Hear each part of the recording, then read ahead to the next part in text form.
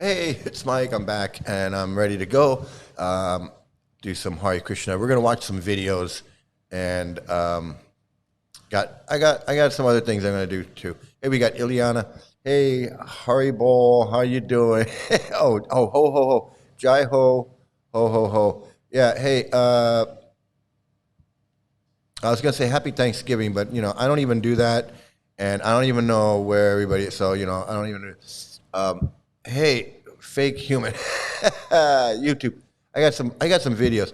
I got some videos for you. So let's get right to it. I want to get right to this opening. Here we go.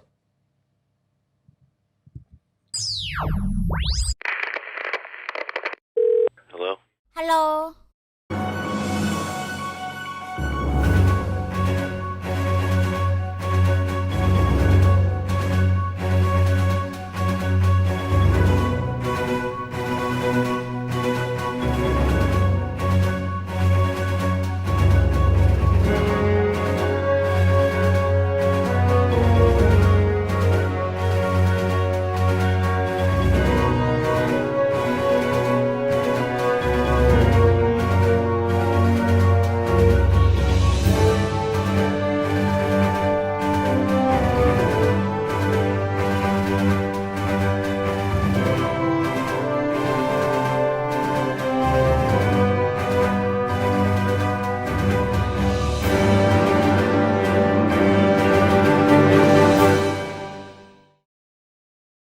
All right.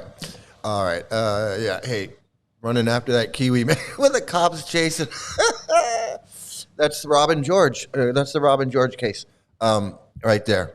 And yeah, let's go. Hey, we're gonna go right now. We're going. Um, okay. So speaking of Kiwi, first thing I'm gonna do is I'm gonna share it with you. Even before we get to knitting cult lady, I want to share this. Is what is online on the Reddit, the Hare Krishna subreddit, where this person is asking for advice, and I got to tell you, this is one of the funniest things I ever read. This is one of the funniest things. It says relationship advice. Okay, this person is asking Hare Krishnas for relationship advice, and so it says.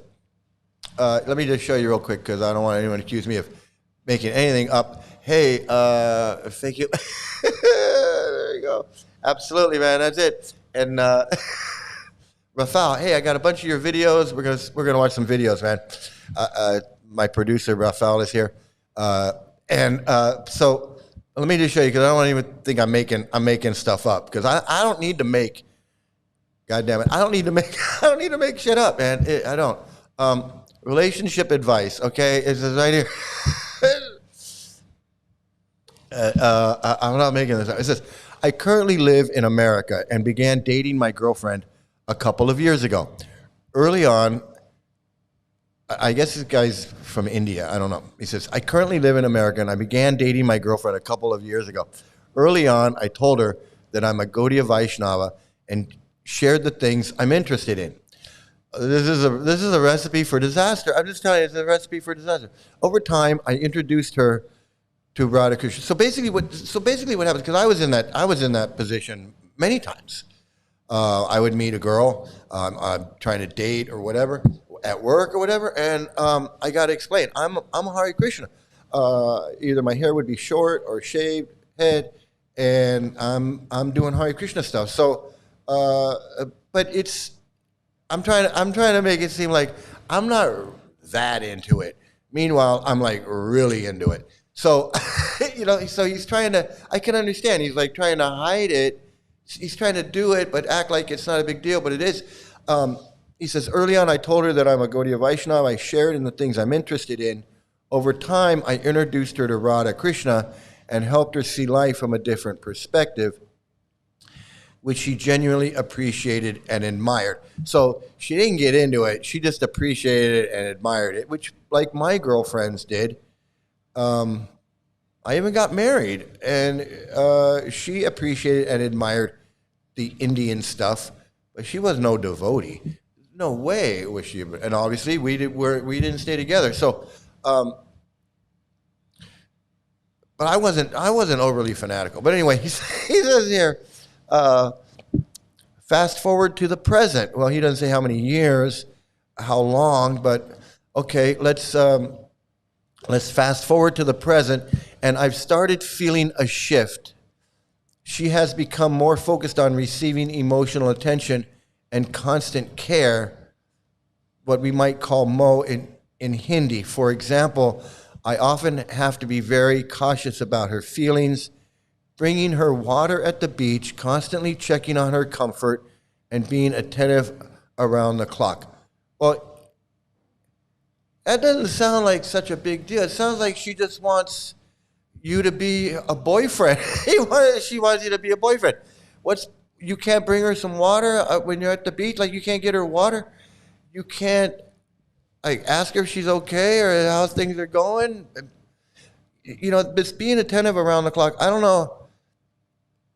He says, I feel like a lot of my time revolves around her needs, which leaves me with less space to focus on Radha Krishna, my spiritual practice, and reading. Well, you're in a relationship, dude. You're in a relationship, and a relationship means relating to another person. I'm no therapist. I'm no doctor or anything, but you're in a relationship with a girl.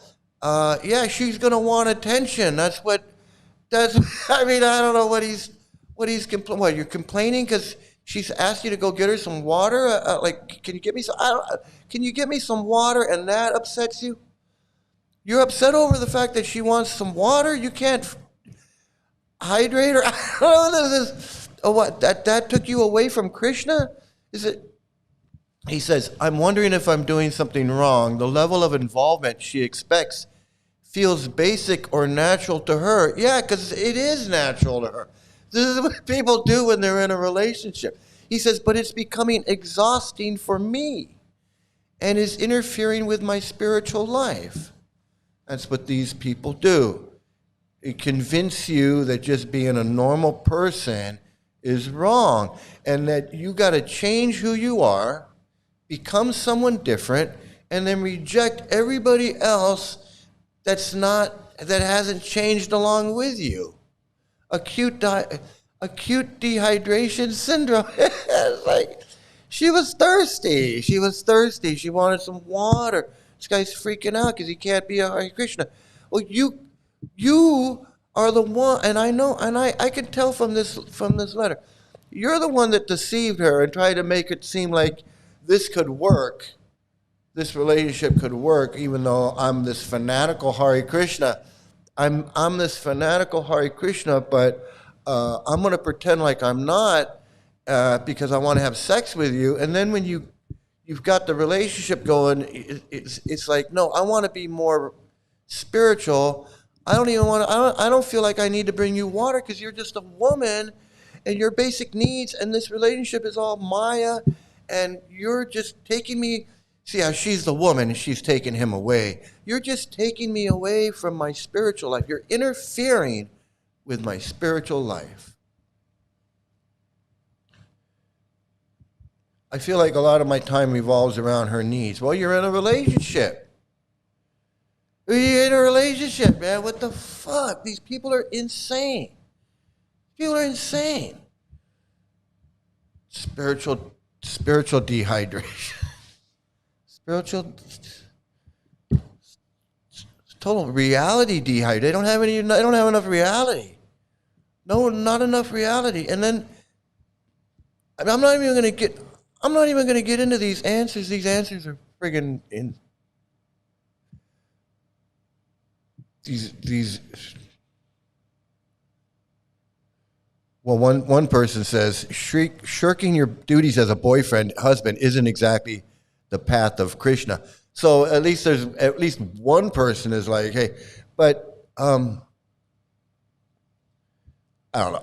I'm not even going to get into these answers, but I want to get right to Knitting Cult Lady. But I thought that was worth commenting on how insane this is. He doesn't even want to give her some water. He doesn't want to get her some. He feels like that's too much for him. That's too much. That's too much work. Getting his girlfriend water at the beach when she's hot and wants some water, that's too much work, man.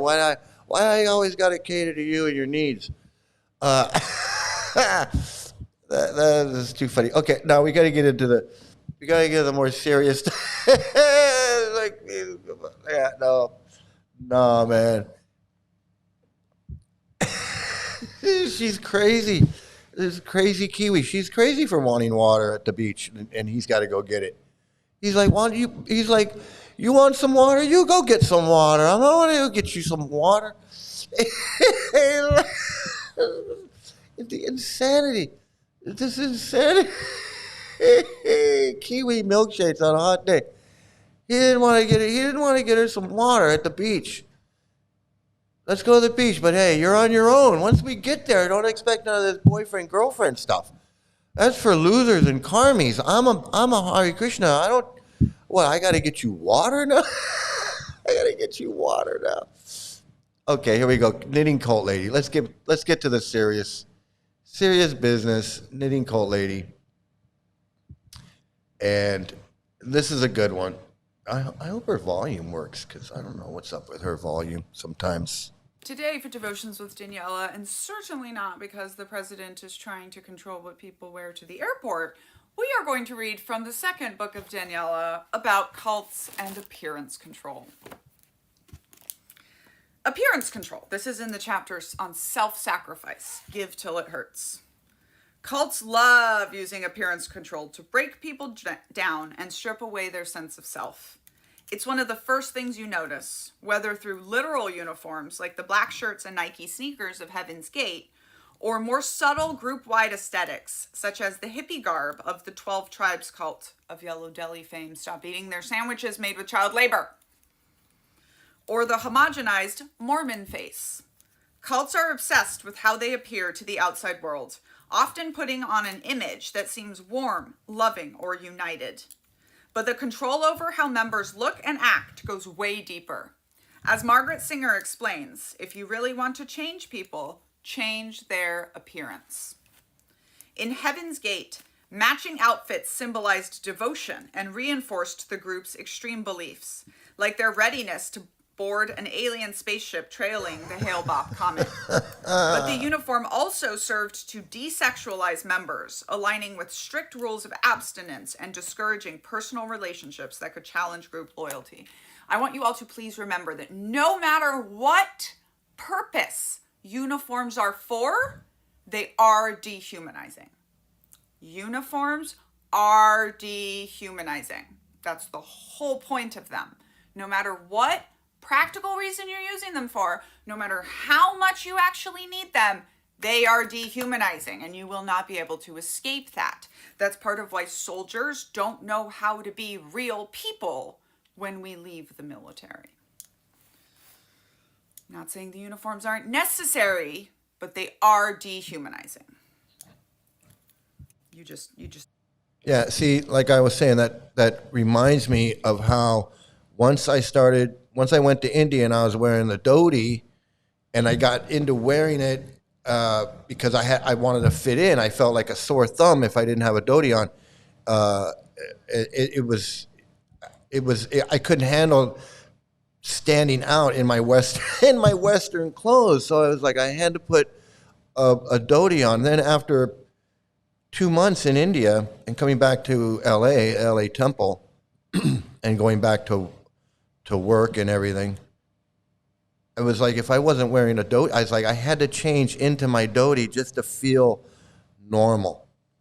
I had to get into my dhoti and kurta in order to feel, just to get. Once I got home from work, I had to change. It's crazy. And she's saying that soldiers are the same way. It's like they can't function if they're not in their uniform. Don't get to get around that one.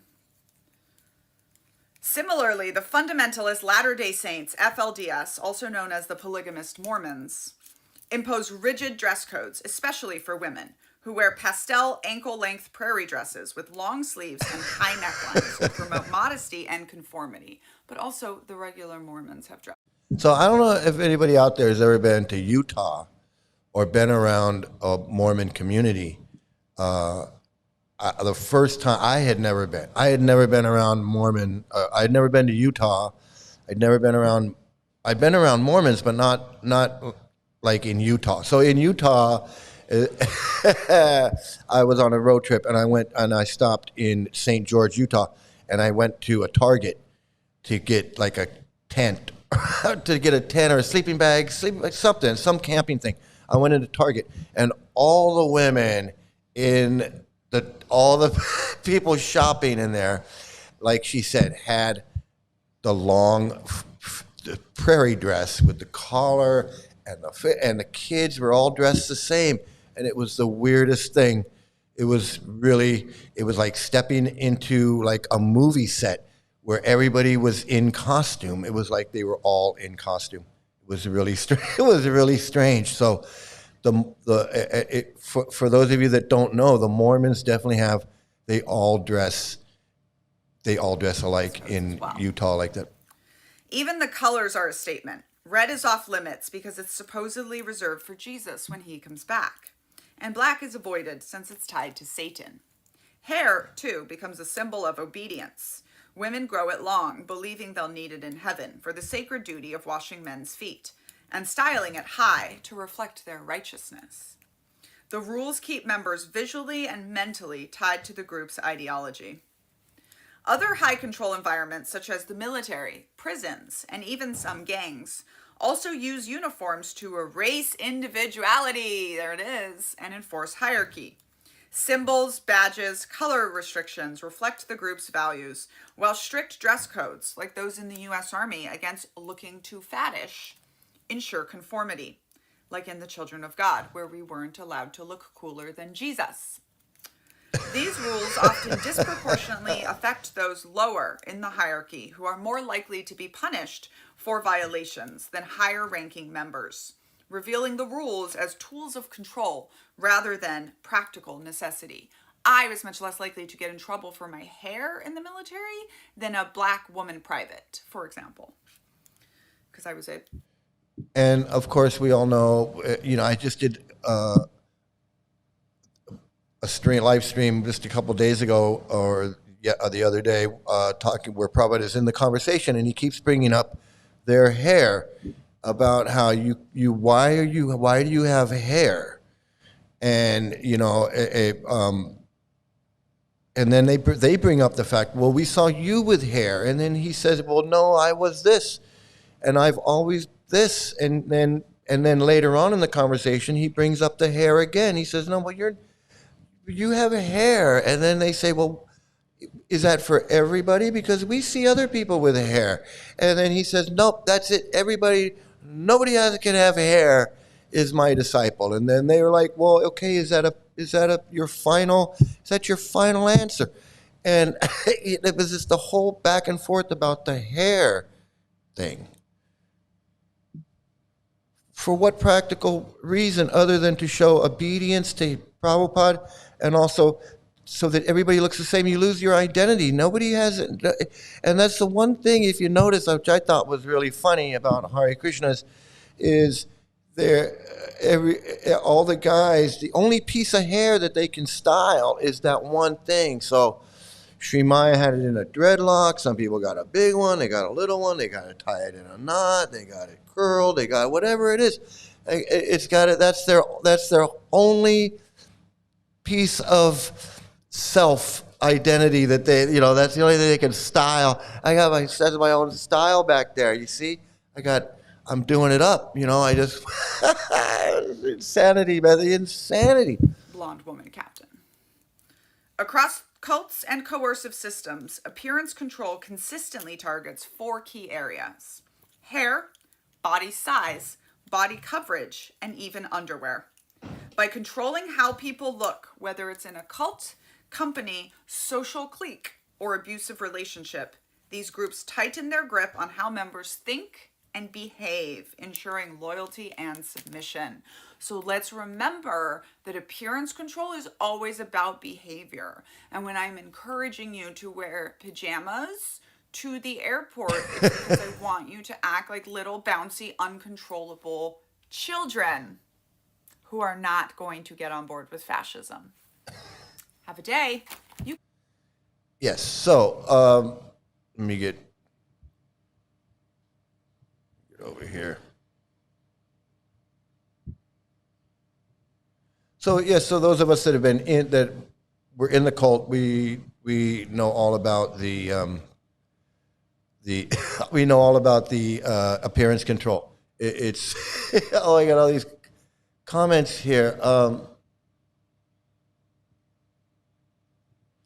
It's hilarious. It's hilarious. Sorries and doties, and then of course, well, let me get through these comments first. It's cosplaying to feel holy. Yeah, it's part of the holy man. It's part of the holy man. It's the whole thing. He says it's a giant Pampers. A doty is a giant human Pampers. Yeah, and the one visitor that we had that said about the Copins, Dahlia Roberts. Hey, how you doing? Glad to see you here. Or Beard if you're a Hugh Turvey follower. Otherwise, there's a door. Yeah,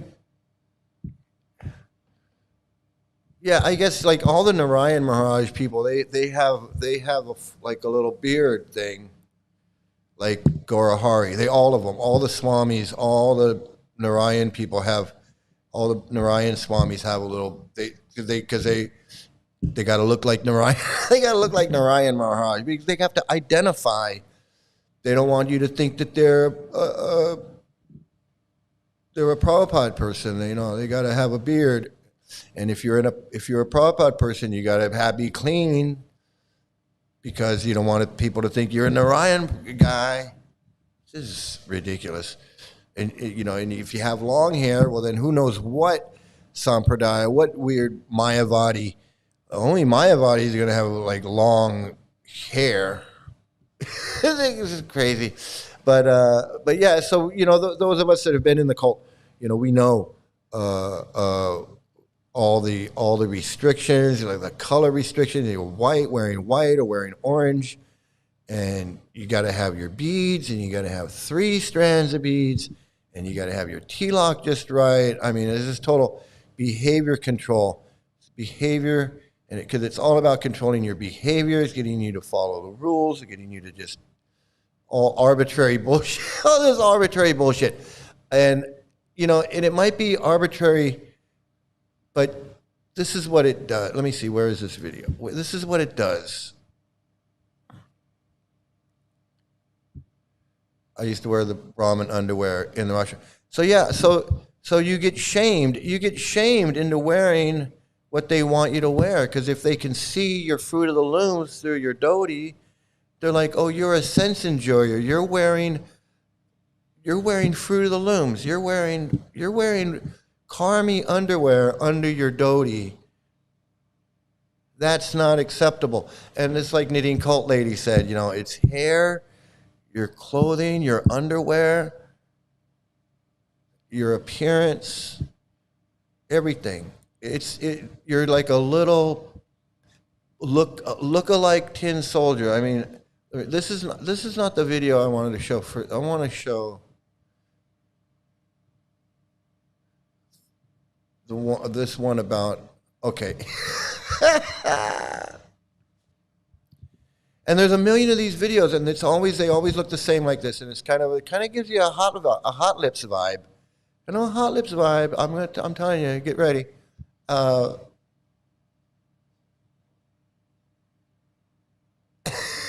There's a whole bunch of hot lips right there, and they are all. They're all the same. They're all identical. They all look the same. It's like the same person. It's like Krishna, Krishna, Krishna, Hare Hare, Hare Rama, Rama Rama, Hare Hare. Shri Prabhupada ki jai. Hare Krishna, Krishna Krishna, Hare Hare, Hare Rama. It's like it's like, I don't know, some of you might be old enough to remember, they're back in the 80s, there was this Robert Palmer video where he had all these girls dressed up, and they all looked identical. They had the hair pulled back, and the makeup was all the same, and they were all dressed like in this black skirt and black, and they're all playing the guitar, and they're all, addicted to love or whatever that song was, and they had all these girls, and they all had the same. They all looked the same. It was like the whole band behind him, and he's singing, and they got like 8 girls that all look identical. They're identical, and that was the thing. Was like, hey, look at this, it's kind of weird, and they're all. And that's what this is. This. Hare Rama, Rama Rama, Hare Hare. Shri Prabhupada ki jai. They don't admit. I don't know. I mean, I do. I know that they said, let's all wear the same sari outfit, and let's all wear, and we're all going to put the thing on our forehead. We're all going to wear matching colors, the green and the gold, and they all have their hair braided the same, and they're all parted down the middle, and they all have the thing on their forehead, and they all have their jewelry, and I know they made a concerted effort to all look they did that themselves. Let's all dress the same and make up the same with the red lipstick and the everything, and it's self-regulating. They did it themselves, and it's like they voluntarily said, "Hey, let's all be the same person with no identity. Let's not be individuals. Let's just be one woman. Let's just be one person representing, Copen's Brahmachari's Victoria's Secret." Yeah, I know. I had my friend Radha Kunda. He's like, we were in India, and he's like, "Oh, we're in Vrindavan. I gotta make some." And he ripped up some pennies, like, and I said, "Well, I don't know if I don't need to do that." And he's like, "No, you need to do that. You don't know, because your desire, you don't want to get any sexual desire in the holy dham or this."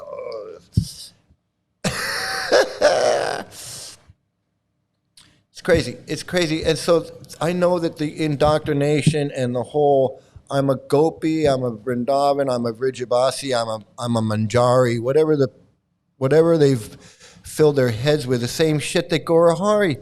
It's the same shit just like Gaurahari fills Hot Lips' head, that, she's feeling this ecstatic, whatever she's feeling, and these women have the same. Their guru is telling them, well, all dress the same, and it'll go out on fake humility to suppress yourself. Yeah, don't be an individual. Don't be an individual, because if you're an individual, then you're going to have your own thoughts, and we don't want you to have your own thoughts. We want you to think, cult think. Once you start growing out your hair or growing up, doing something, you're thinking for yourself. The more you think for yourself, the more you're like, I don't know if I agree with this thing about the moon, demon eating the moon. I'm going to be an independent thinker, and I'm going to think like, no, the moon is, we did land on the moon, and it's not made of cheese, and there's no demon eating it, and it's not farther than the sun, and eagles can't fly between planets, and there's no floating spaceman playing a guitar. And so just from that independent thought, just from like wanting to be your own person, I want to wear a shirt that says this. No, you can't. Why are you wearing? You got to wear dhoti kurta and dhoti kurta. And why do you want to wear just normal female clothes? You got to wear devotional clothes. You got to wear devotional clothes.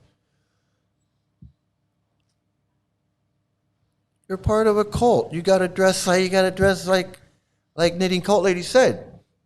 Whether you're ready to get on board a spaceship that's going to take you to some comet somewhere, or whether you're waiting to go back to Godhead and become a gopi in your next life, the uniform is part of it, and no uniform is not. Every uniform is dehumanizing. So I wanted to get that. I wanted to put these two videos together. These crazy, and there's a bunch of these videos of these women that all look the same. I could show you a bunch. Here's this one.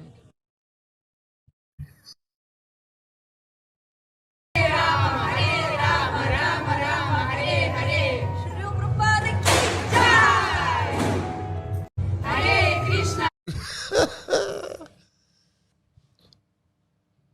I don't know. Rafael, do you know who those women are? Do you know who those ladies? Did you ever run across those?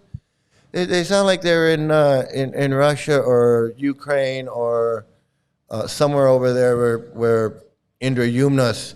They look like they may be something to do, or that other guy, Trivikram or Indra Yumna, on one of those freaks, one of those freaks. Let's see what else I got here. Okay, so we're get into some good stuff here. So here's one. I think Rafael. I think you sent this in to me, and yeah, I'm pretty sure you did. Let's take a look at this. And again, you gotta, and that just reminds me. Look at this lady. She's.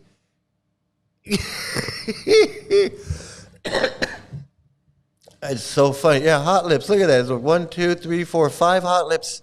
5 hot lips. Those are Russian. Those are Russians. Oh, yeah, Russian ladies. Yeah, they make a lot of videos, and they're all over the place. Sometimes they're in the Holy Dham, it's like Mayapur or Vrindavan or something. They're like, oh, we're in the Holy Dham. Oh, Prabhupada, ki jai. And then sometimes they're in Paris, or sometimes they're I don't know. They're like the traveling.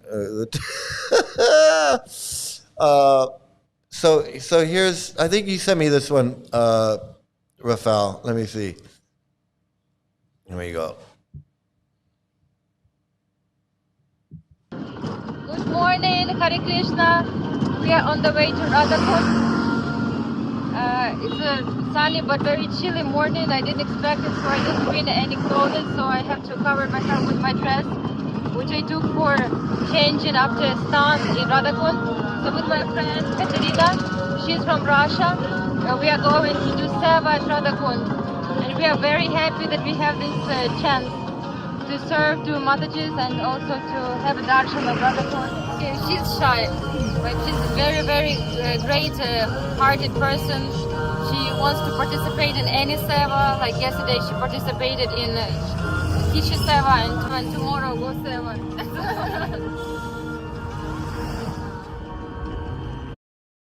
Well, that was interesting.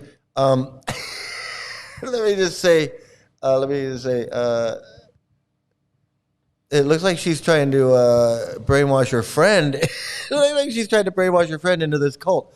Like I don't know. She said she's not a devotee, but she's a good-hearted person. So it sounds like she's like her old friend or something, and she went to India with her, which is kind of cool. I mean, I don't know, but she's trying to get her to join up this.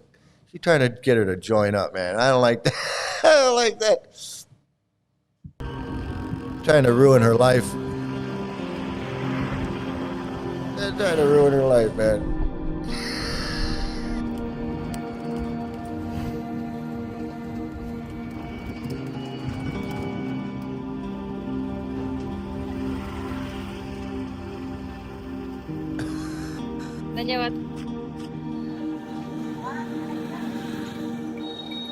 Yeah, I was just there last year, 2024. I went here. I went to Radhakund. I was in India visiting my friend, and he took us around because he's got a tom. So he took us around.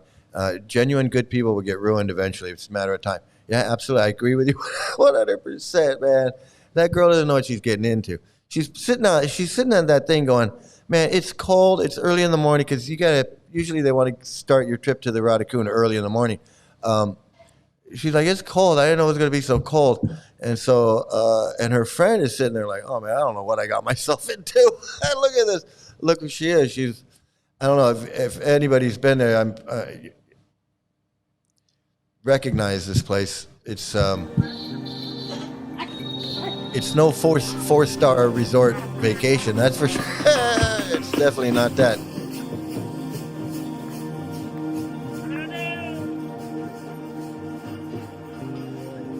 I mean, you're going here. If you're going here, I tell people. When people ask me, I honestly tell them. I actually have a picture of that where they are there. I tell people when they ask me what it's like, I go, it's like camping. Okay, it's like camping. It's you're roughing it. There's no other way to explain it. Even if you have a hotel room, and a hotel room, has conveniences, you're still roughing it. It doesn't matter what. It doesn't matter. You're camping. Basically, you're camping in the city, in a hotel. That's basically what you're doing. You're camping. This is a difficult place to go and hang out if you're not a Hare Krishna. If you're not a Hare Krishna, this is not the definition of a good time. It's a National Geographic. It's a trip. It's National Geographic is what it is. It's like you watch this on National Geographic and you go, wow, look at that. It's a faraway place with people doing faraway things.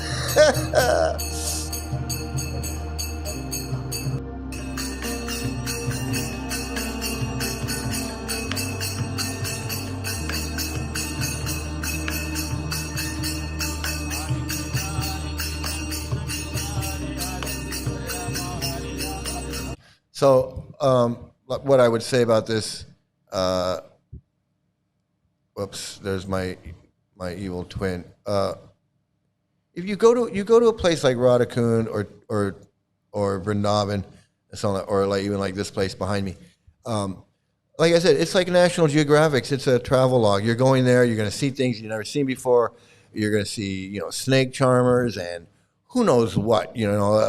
Maybe an elephant here and there, or we saw a bear. We saw a guy walking a bear. He was walking his pet bear down the street. Had a muzzle on its face, and it was a whole thing.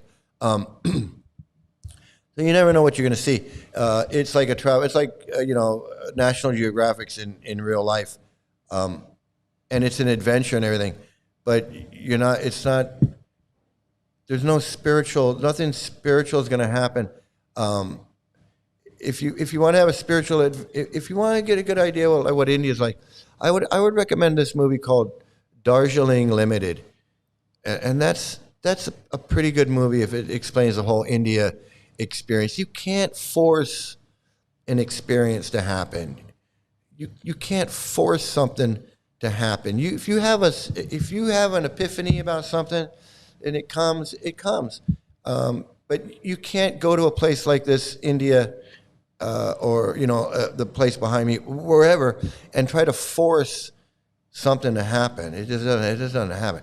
And you can do all the mantras and flowers and anything like that. You can do all that. You can do all that you want. It's not gonna force anything, and it's not it's a self. It makes you happy. This is what I'm trying to say. It makes you happy. If saying some prayers at a certain location and lighting some candles or lighting some flower, making a flower boat or whatever you do, it makes you happy. And there's nothing wrong with that. There's nothing wrong with it making you happy and you getting enjoyment from that. That's perfectly fine. It goes along with life. You can find enjoyment in even the simplest of things. Even putting a little flower and a candle on a little boat and floating it off into the river, it can make you extremely happy. Just like anything else can make you extremely happy. Now, whether it's giving you a spiritual experience or connecting you with something, that's up to you. That's up for you to figure out. Me personally, I say it doesn't, but it doesn't mean it. That doesn't mean it doesn't make you happy, and it doesn't mean it's not fun and enjoyable. But to think that it's giving you that it's some kind that. If I was to here to tell you that if you put that flower in there and you say some prayers and give me some money or call me guru or do something that benefits me, then I'd say that's a scam. And I'm gonna leave it at that. I'm gonna leave it at that. Because like I went, and my girlfriend, she's not a Hare Krishna, she's not a Hindu or anything, but she's very respectful of cultures and different things. And when she saw what they were doing, she wanted to do it. She's like, I want to do that. I said, sure. And so we got some flowers, and the guy wanted to come over, and he's like, I'll tell you, and I'll do it. And I was like, no, it's okay. I already know how to do this. I've done this many times. I said, it's okay, I got it. And then, so he went away, and we just did our thing, and we had a great time. That was it. We didn't need anybody. We didn't need to get scammed. We didn't need to get scammed. We didn't need to follow any rituals or rules. We didn't need to say anything the right way. We went. We had a good time. We had fun. She had fun. She really enjoyed it. She was like, "Wow, this was really great." So that's evidence of what I'm talking about. Please expose this trash. They have ruined many people's lives in India. I'm writing on behalf of Narayan Mahafra. I'm a first-class victim of his nasty prophet. Yeah, he's no different. They're all the same, and yeah, he's one too. They're all the same. And yeah, I want to expose more and more. The best thing we can do is push these videos out more and more. So definitely, I still light Indian incenses, oil lamps, meditate in silence without all the mumbo jumbo. Yeah, I do too. My girlfriend is very what I would call superstitious. Her culture is very superstitious as well. So I don't see a problem. I mean, I don't believe in the superstitions, but I understand that it has a cultural significance, and I don't believe that she believes everything exactly the way they say, but I believe that she just respects it as part of her culture. I don't think that, like, she knows it because if she does something, she's not going to win the lottery or some weird. It's like, it's not all. She's not fanatical. She's not fanatical. She's like a normal person. It's like that's what I'm saying. When things don't take over your life, and they can just be, maybe a part of your life, or a small part of your life, or maybe a very tiny part of your life, or maybe a more significant part of your life, but it doesn't take over and change you into someone that you're not. And that's what Knitting Cult Lady says. It's not a behavior modifying. You're not doing these things on your own. Nobody does these things on their own. They're manipulated and coerced into the dhoti, shaving the head, the tilak, the sika, the prayers, the mantras, the japa, all of that. No one just voluntarily just goes, hey, you know what I need to do? I need to start doing and start just coming up with ideas on how to make their life more difficult and more frustrating. Nobody does that. Nobody does that. Incest, nice vibes. There's a lot of things that make people happy. And even going to a temple can make you happy. Or going to a kirtan can make you happy. Just like going to a drum circle makes people happy. I have a friend in LA, and he used to tell me all the time about how he went to the drum circle and how great it was, and how I should come with him.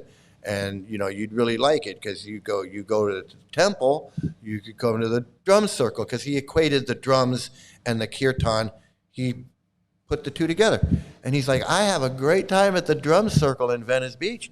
You should come to the drum circle. And for me, I was like, yeah, you should come to the temple. So it's like this. You can have fun at the drum circle. You can have fun. You can have fun offering incense to a statue if you want to offer. If you want to offer incense to a statue, there's nothing wrong with it. You can do it. In fact, we went to my girlfriend and I went to a Hindu temple. There's a Hindu temple somewhere around here, and they were having a festival at this temple. it's like a Kali, it's like a Mahakali temple, and they have Ganesh and Mahakali there, and I don't think Lakshmi, and I don't know what else. But they're having a big festival there, and they had food. They had food there, ice cream, and all kinds of stuff, free. And nobody preaching, nobody pushing, nobody. It was just we just walked in, and we had fun. We went and took some pictures, and my girlfriend really got into it. I mean, she really got into it, and then we left. And there were no books, there was no preaching, there was no lectures, there was no any of that. It was just a normal experience without the cult. Without the cult, there was no cult, anything cultish about it. Nothing cultish about it at all. It was just, and they were having like a kirtan type thing. Music was going on. People were dancing. People were eating and dancing. It was great. It was a lot of fun. Nice vibes. It was good vibes, nice vibes. Yeah, I like the Nag Champa incense. It's useful as a room refresher and air freshener. Yeah, I do too. I like it too. I like incense, and Hare Krishna Cult is whack. What? It's whack. I don't know. Next up, yeah, And then when I go to when I go to these temples, these Buddhist temples or these Hindu temples, and they have nothing to do with ISKCON or anything like that, it's a great experience. It's a lot of fun. It's like, I mean, I don't spend a lot of time there, but it's just like going anywhere else.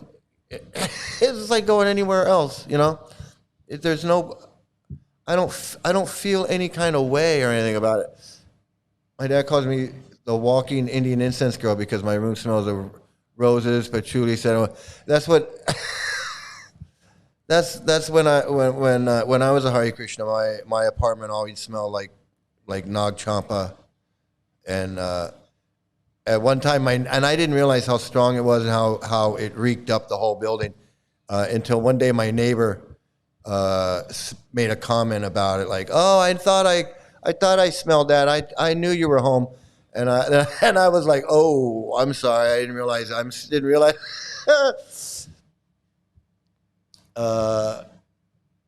In Bangkok, it wasn't in Bangkok, but yeah, there was one in Bangkok. I'm outside of Bangkok.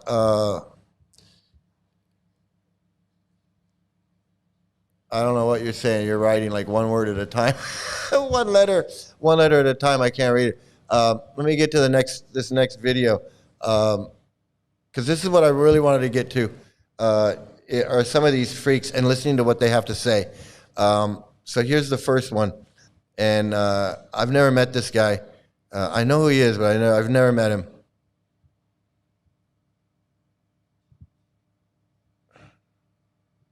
Hi, I am Kalakanta Das, and ISKCON has saved my life.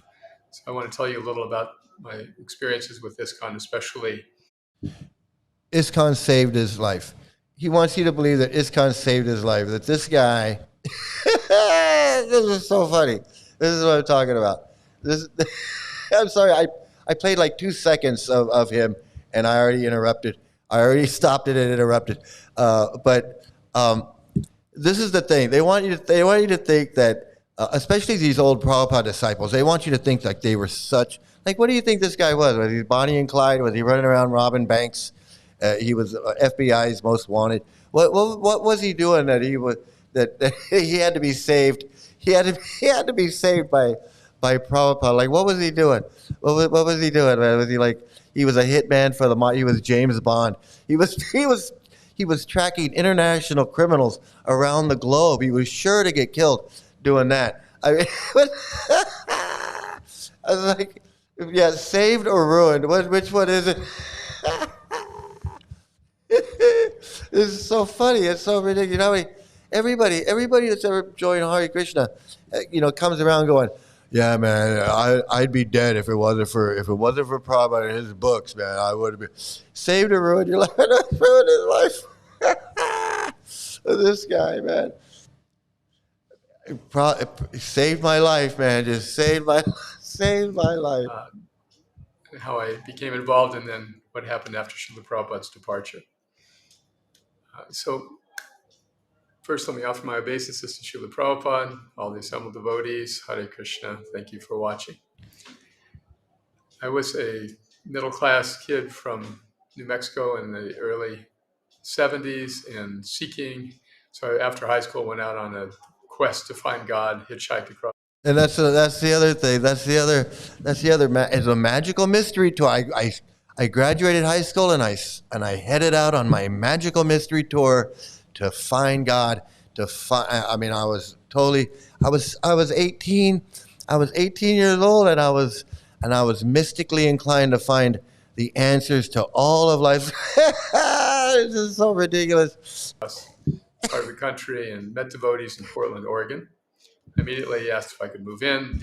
He met devotees in Portland. He was hitchhiking across the country, probably broke, hungry, dirty.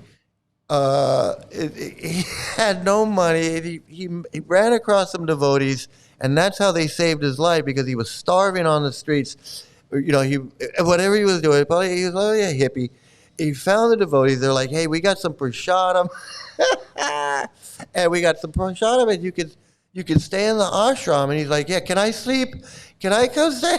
I'll take the food, and I'll sleep on the floor. I don't mind. It's better than sleeping on the bus bench. I mean, in the bus station." Bandhu, the temple president, allowed that, and so the president was like, "Yeah, sure. In 1972, you can sleep here, but you got to go out and sell some books.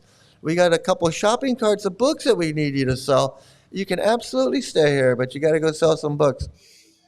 I got to see Srila Prabhupada about 50 times before he passed away, and those experiences are very dear to me. I remember them clearly and always relish them, especially in Atlanta, singing Parama Karuna, having ecstatic emotional breakdowns at that time. Also in Mayapur in 1975. Okay, so we know he's mentally unstable because he saw Srila Prabhupada. He had an emotional breakdown a couple of times just from seeing. And Prabhupada like, "Who's this guy?" He's a little kid. He's like 18. He's like, "What is this guy?" He was talking about there being 10 million gurus in ISKCON, and he entered an ecstatic trance. So those brahmacharya years were wonderful experiences for me. And of course, like all of my god brothers and god sisters, we suffered tremendous anxiety about Prabhupada's health. So here's a guy. Let me just say, here's a guy. I gotta get big for this. I gotta get big for this. I don't know. Let me see. So here's a guy who graduated high school. He set out on his magical mystery tour, hitchhiking across the country. Probably heading to San Francisco or something. I don't know what he was doing. He sets out, and he ends up in Portland. I think Portland or somewhere, I don't know, somewhere on the West Coast, somewhere, and he meets the devotees and says, "Hey, can I move in?" And they're like, "Yeah, you can move in if you sell some books." And so he moves in, and that's his life. That's his life. Look at him. He's never done anything. He moved in the town when he was 18, and he never left. What? He's still in it. He's doing the same thing he was doing when he was 18. He's still doing the same thing he was doing when he was 18.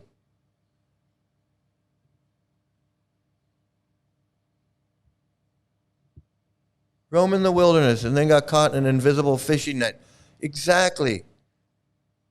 He set out on his magical mystery tour to do who knows what. He could have done anything in life. He could have done anything in life, right? 18 years old. He's heading out to go find the world. He's on his magical mystery tour to find God, whatever. And he gets caught up with this bullshit. Not even real. This is fake bullshit that's not even real. Pedophile cult.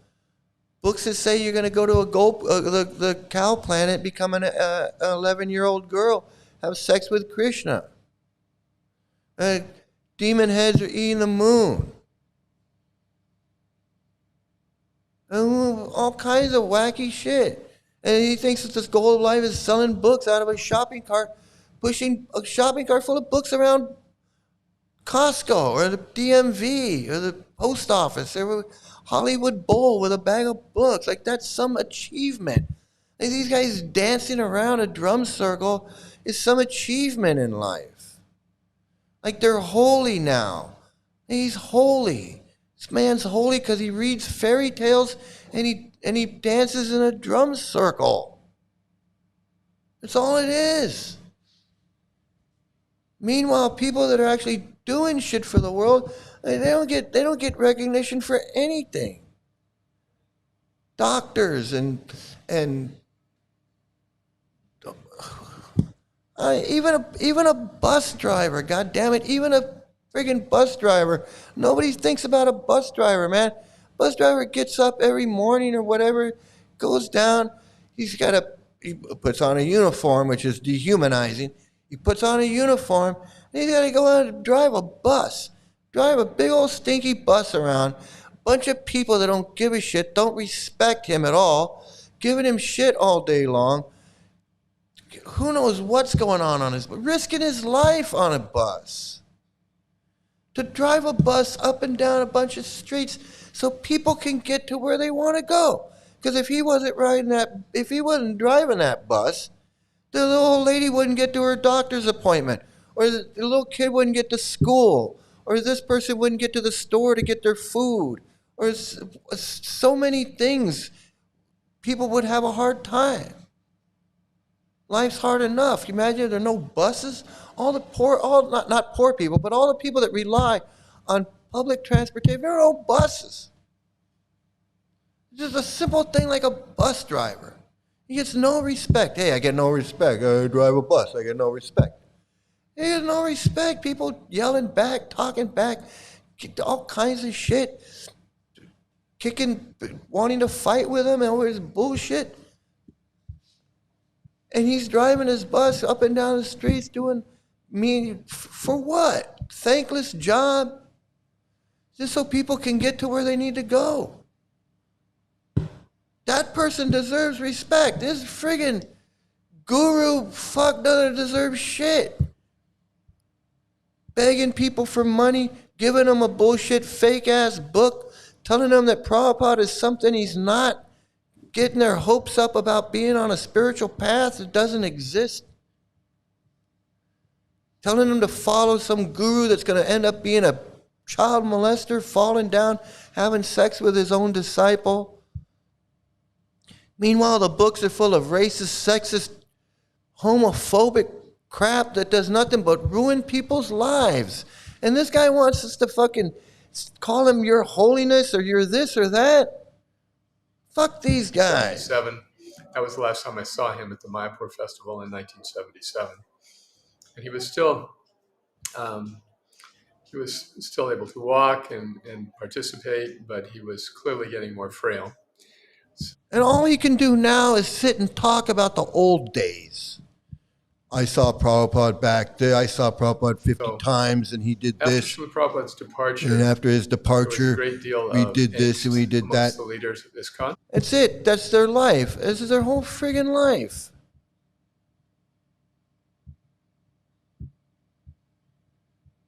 I want this to work. There we go.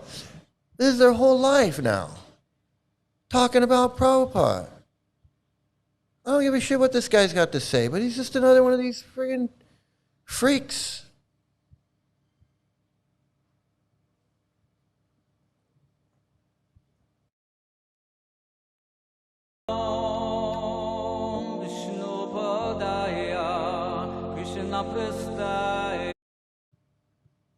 That song gives me PTSD. I don't want to hear that. Telling the Swami about myself, and This guy. then I just found myself saying that, well, I want to become your student full time. And actually, I had just finished taking, I had taken a special training for teaching, and I was employed by the New York City Board of Education to teach remedial reading. It was a special program to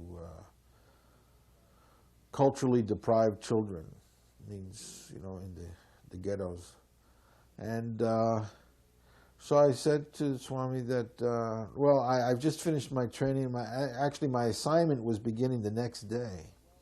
And I said, well, my job actually begins, I have a job, and I'm beginning it tomorrow as my assignment, but I just want to be with you. I just want to be your student. And It's another thing. That's another thing with these guys. They all talk about how what they were doing. Oh, hey, what do we got? Hey, Liam, how you doing? Good to see you here, man. Good to see you.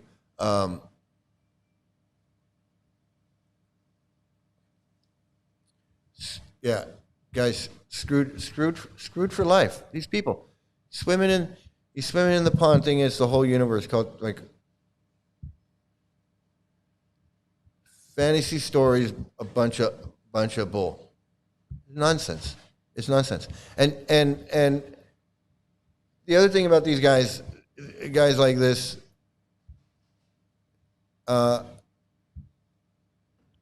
not only were they all on a magical mystery tour like, to find God, and then they ended up magically mystery touring into Prabhupada's path, and then he is the old, you know, who would have thought? Who would have thought that all of these people who are on a magical mystery tour would find Prabhupada together? You know, it's just, but anyway, but a lot of these guys, all these guys, so many devotees that I talked to, because when I was at the LA temple, I was doing these public access programs at the different public access studios around LA. And I was doing like a Hare Krishna, one of these cheesy Hare Krishna programs, just like this kind of. I mean, it was no different. It was no different than this, but I was doing it on public access. And I would have people from the LA temple come down to the TV studio, and I would do a public access show with these devotees. So I would talk to so many devotees. That Donavir came on my show, and Nishringananda came on my show, and Govinda Dutt came on my show, and so I can't even remember all these devotees that came on.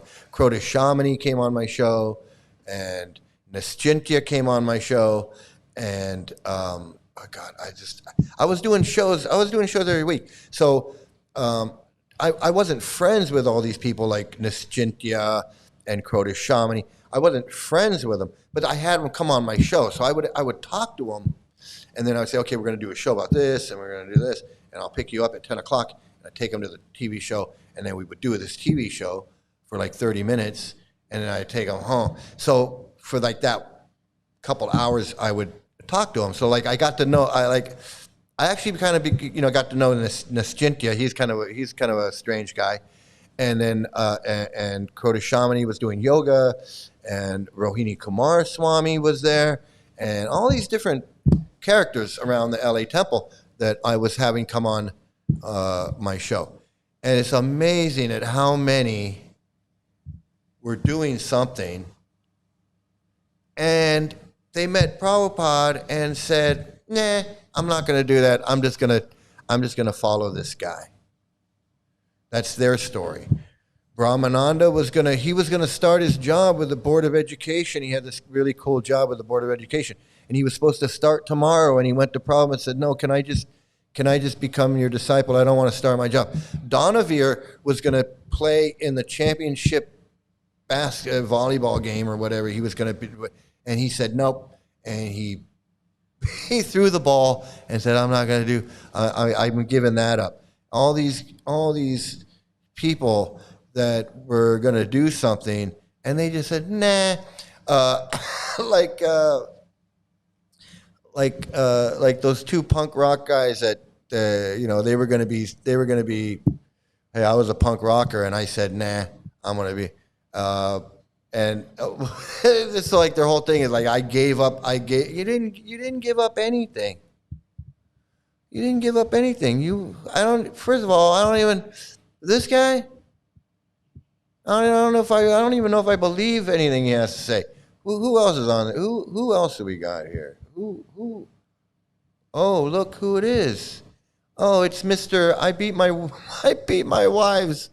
Mr. I beat my wives. Let's hear him talk like he's a holy man. Starting a temple was that I was about to move into a place I was going to use as a sculpture studio for myself in the Haight-Ashbury on Frederick Street. As a matter of fact, it was in 518 Frederick Street in San Francisco that I had some friends of mine had the place, and they were turning it over to me. And my first contact with Srila Prabhupada in that sense was I was rather shocked to find that somehow he'd gotten it. My studio. Before I could move in, he'd somehow gotten it away, and I was very upset at that time, and I thought, what am I doing? What's going on here? I had this great studio, and now it's gone. And then I thought to myself, my heart softened, and I said, well, he's a yogi, and he's doing good, so I guess that's okay. And so I forgave fate, little realizing what an amazing turnaround was going to take place.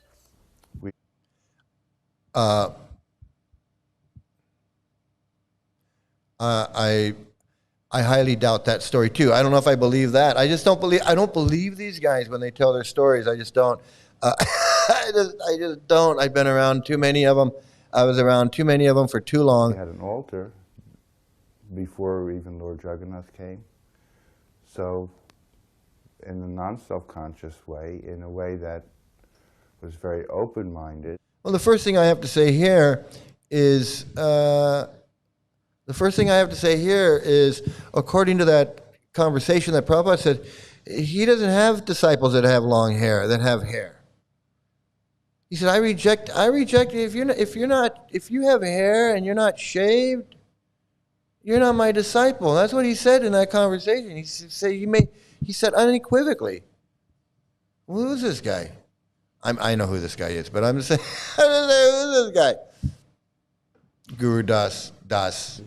Prabhupada Swamiji at the time didn't tell us about Vyasa-san, didn't make us cut our hair, didn't... So that's what this has become. It's become. Let me tell my story about Prabhupada, and I can capitalize on that somehow. And then the guy making the film is like, let me sell these films where I capitalize on people's stories about Prabhupada, because I don't have anything else. I don't have anything else I can do to capitalize on Prabhupada except videotape people talking about Prabhupada. And then I'll sell those videos. I'll sell those videos to people. Say anything about bowing down. And he just accepted things as they are and accepted us. And he could have gone for any segment of society, Vivekananda, whatever, try to speak to large groups. Krishna sent. All right, let me see. You made a comment here. I got to comment on this. Hey, Howard Johnson. All right, Rafal. So you're saying Brahmananda Gargamuni, Subal were the first freaks Indra Yumna, Brian Tibbetts ever met. They were all swamis, a bunch of lunatics. Okay, yeah. So I met Brahmananda and Gargamuni a few times. I'm going to say many times. It was more than a few. It was many times. I knew those guys. And not only did I know Brahmananda and Gargamuni, but also Yashodanandan. And and a bunch of these guys. And so we know and Brian Tibbetts, Indra Yumna. I've never met Brian Tibbetts, but I met these other freaks, and they are lunatics, and they are freaks, and they're not holy, and they're not holy men, and they're not sannyasis, and they're not swamis, and they never were swamis. They never had any Shakti or Bhakti or anything. And Yashoda and all his mantras and all his Sanskrit verses and all his prayers and all his whatever he can do, it just doesn't matter. It's cosplaying. It's cosplaying, you know, to the umpth degree. It's just the ultimate cosplay. I can cosplay, and I can speak the language, and I can do the things. I can make the fire. It's just cosplay. That's all it is. And Brahmananda and Gargamuni, they were never swamis. They were never Yashodananda and all of these guys. They're just not. And it's an insult to even for them to claim, for anyone to even claim that these guys are. It's a bunch of bullshit. It's a mockery. It's making a mockery of Hindu culture is what it is. Seriously, it's just a mockery of it. It's no different. It's no different than these guys that like these guys that dress up like the medieval and reenact. They're like reenacting like medieval battles. And they go off and they make their like their knights of the round table, and they got their shields and they got their thing, and they run around and they go camping, and they run around and they have these battles, and they knight each other, and they call each other sire, and there's the king, and he's got his legion, whatever it is, you know, and they play those games, and they go out there and they all have fun. They're having fun doing that. I'm not making fun of them doing that. That's just what they do. And they spend all summer or whatever they spend, and they make their things, and they got their coat of arms, and they got their helmets, and they look like Monty Python, right? They're all out there, you know, like they're and whether you think it's goofy or not, they're having fun. That's what they do. And they can do that, and they're having fun. Hare Krishnas are no different. Yashodanandan and Madhu Pandit and all these Brian Tibbetts, it's no different than these guys that are going out and pretending to be medieval knights. These guys are pretending to be Bengali holy men from the 15th century that are living in Chaitanya's time or the six Goswamis' time. They're cosplaying like they're the six Goswamis. And we're going to play the musical instruments of the six Goswamis, and we're going to dress like the six Goswamis, and we're going to talk like the six Goswamis, and we're going to do all of the things that the six Goswamis did. And they live their lives as if they're the six Goswamis. And the guy who wasn't a Swami who was married, and Ramananda Roy, and they all have their little role that they play, because I'm married, so I wear white. He's not married, so he wears orange. And today is so-and-so's appearance day, so let's pretend like and we're going to have a fire sacrifice, and we're going to have a big feast, and we're going to woo, and we're going to bang-a-ling-ding-ding, and bongly-bong-bong-bong, and they have fun doing it. Just like the guys pretending to be in the medieval times have fun doing it. Fun? Fun. Spiritual? No. Some way to get back to God? No. Is it some ancient tradition? No. Is it Is it? No, it's what I told you. It's cosplaying like they're in a 15th century cult of Chaitanya, the Goswamis. And we're going to pretend like we're Goswamis. Friggin' stupid. It's, if you want to have fun doing it, like my friend Radha said, I do it just because it's fun. Okay, it's fun. Don't try and convince me that it's spiritual. Don't try and tell me. Don't try and convince me that you're in ecstasy and you're crying tears of this and your hot lips. Nah. You might be having so much fun, you're having tears of joy, just like someone who, Christmas morning, they open up a thing and there's like diamond ring and they're like, oh, you got me a diamond ring. Woo-hoo. And they're crying because they're happy, Or your team wins the World Series and you're like, oh, I'm so happy, I'm crying, I waited my whole life for this moment. Whatever. People cry all the time. Hot lips crying because Gora Hari tells her to cry. It doesn't mean that it's some friggin' spiritual thing, because it's not. And washing someone's stinky feet and drinking their water is not a spiritual thing. Prabhupada convinced these people that they're on a mission to save mankind. Can there be a bigger argument to follow failed chemist and drink water after washing his stinky feet? You can't. Hey, Queen of Karma.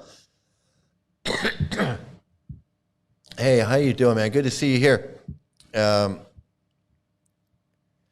Yeah, it's washing someone's stinky feet, thinking that, and then drinking the water. And, it's one thing to wash their feet. You want to wash their feet, it's up to you. Drinking the water after you've washed their feet, that's on another level. Let me just tell you, I'm gonna admit right now, that's on another level. It's definitely on another level. Who else is on this? Who else is on this video?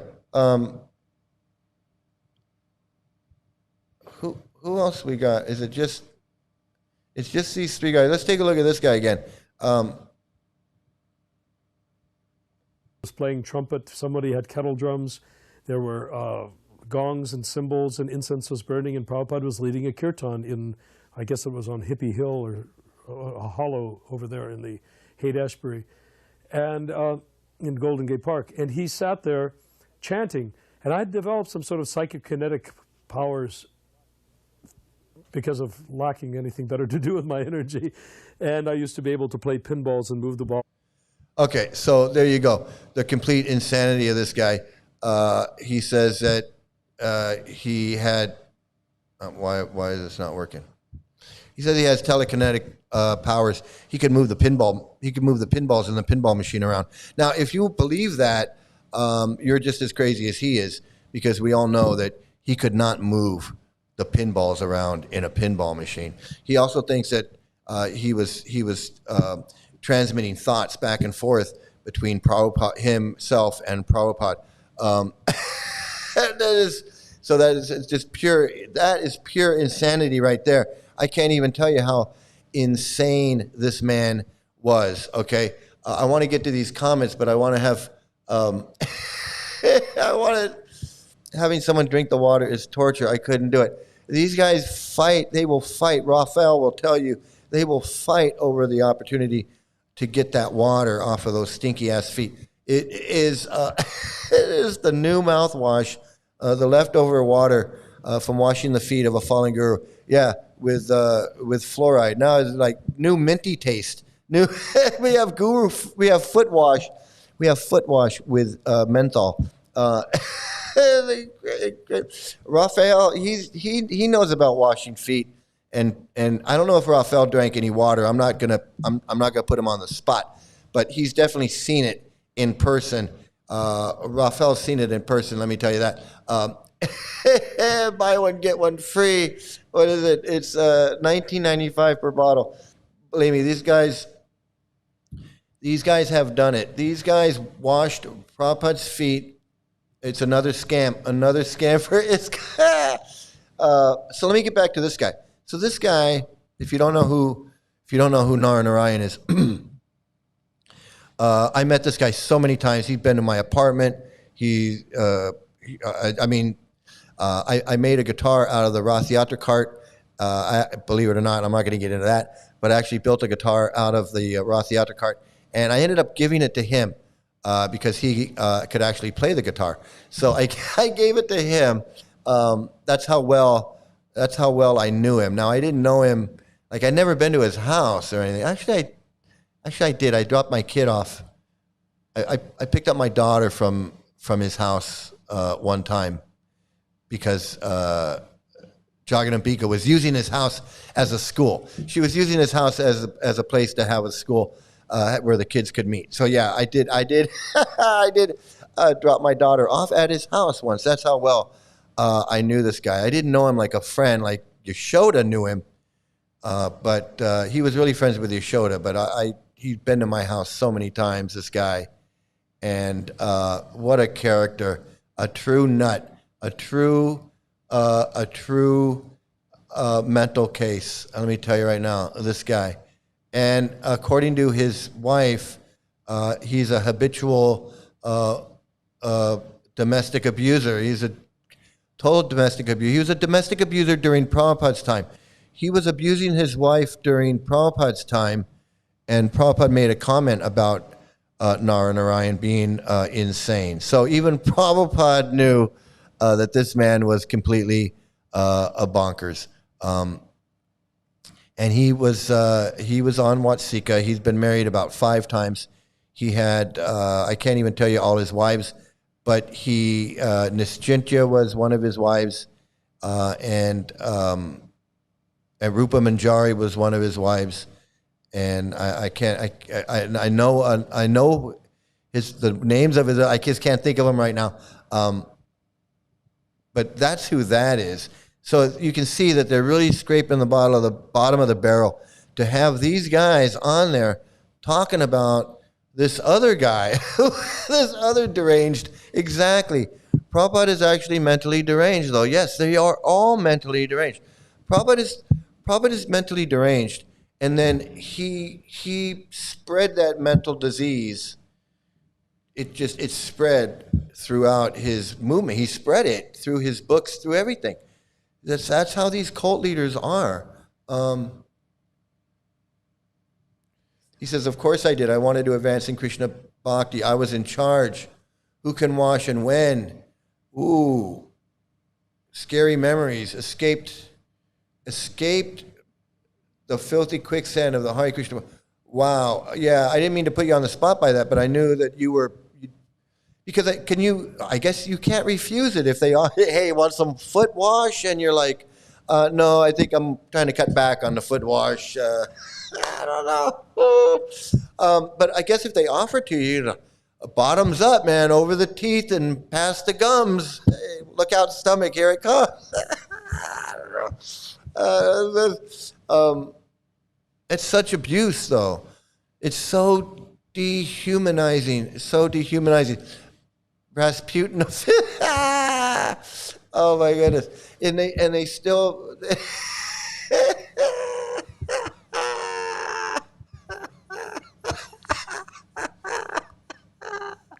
Oh my god, it's so funny. It is so funny, man. That doesn't surprise me, honestly. Most of these gurus are probably abusive too. They are all abusive. The fact that they're a guru means they're abusive. You can't be a guru unless you are abusive, because you're teaching that abuse to your followers. And I'm honest. I'm being honest about it. I mean, I'm not. It sounds like I'm being sarcastic or I'm being hyperbolic, or I'm being honest. You're absolutely right. It's in the teaching, so you have to. Your lectures are about. These gurus sit there and lecture. They're lecturing about how women are bad. Don't get married. Don't get involved with women. Women can't be trusted. Women are less intelligent. Women will exploit your sexual desire that you're trying to.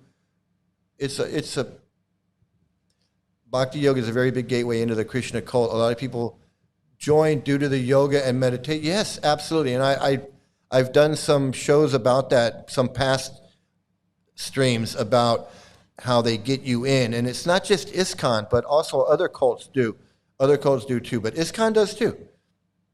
In fact, there's a conversation. I did one where there's a conversation where they're bringing the idea to Prabhupada, hey, a lot of people are coming to take yoga classes, so we can offer a yoga class, but it's bhakti yoga class. And at first, Prabhupada's like, Prabhupada doesn't understand really what they're presenting.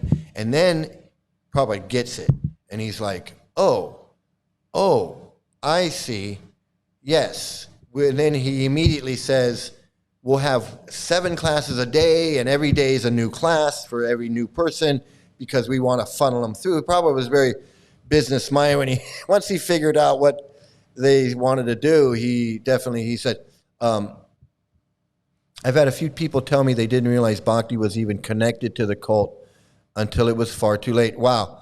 See, and I'm glad I did a show about that, and I should do more.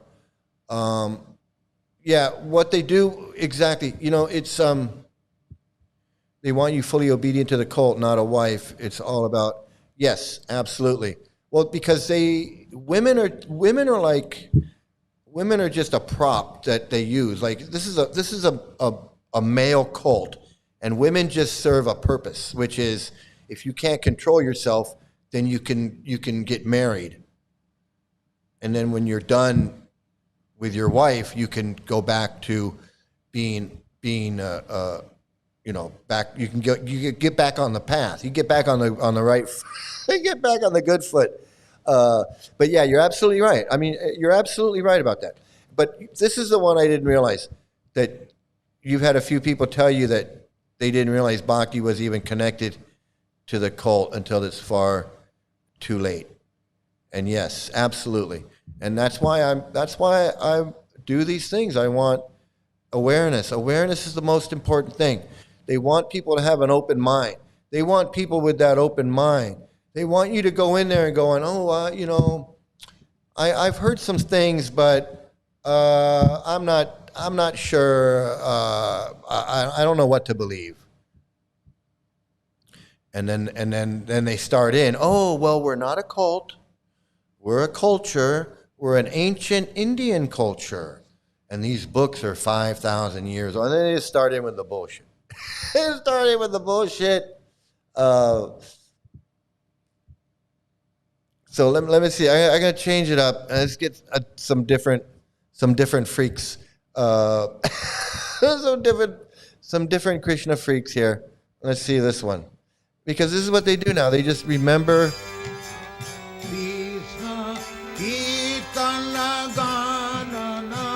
So this guy in the background here, this guy in the back, he's completely nuts now. He is absolutely certified mental patient. He doesn't know where he's at. He doesn't know what he's doing.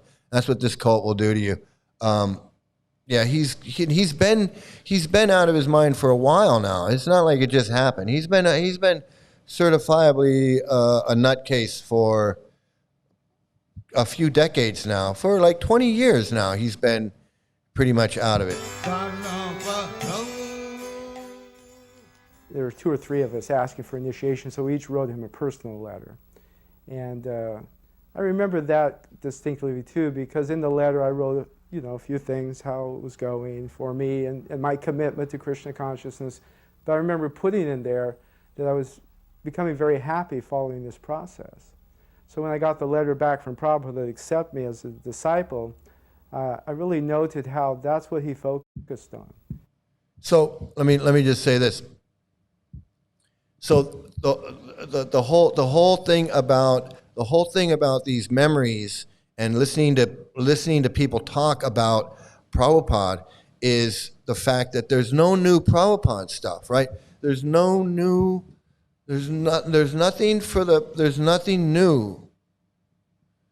for these devotees that have everything. They've got all the books, they've got all the lectures, they've got all the videos. There's nothing new. There's nothing new for them to buy. There's nothing new for them to spend money on. So these guys got to keep coming up with new stuff to market, to make their money on. They always got to come up with new videos and new ways to market. So we'll market these old timers talking about Prabhupada, because it's got to be about the founder. It's got to be like about Prabhupada. So they got these guys just sitting there talking. Well, what do you remember about Prabhupada? I remember one time he walked to get the mail, and when he was walking, he just kind of floated along the ground, and I couldn't believe it. I was thinking to myself, is Prabhupada floating? And he just floated out to the mailbox, and he got the mail, and he turned around and he looked at me and he smiled, and then he just floated back into the room. And I was amazed. I couldn't believe it. How did I see Prabhupada float? I never saw his feet move. And then someone else told me that he floated too. And we both sat there and we talked about how Prabhupada floats. That's what these videos are. And these cult members eat it up. Wow, did you hear about that time when Prabhupada was floating? Did you hear about when Prabhupada floated out to the mailbox? Happy. And, you know, at that time and even later, I thought about that and how, in a way, that really characterizes to me a lot of what Prabhupada felt towards not just his disciples, but in the way people of the world, that he really wanted everyone to become happy. And he was teaching them.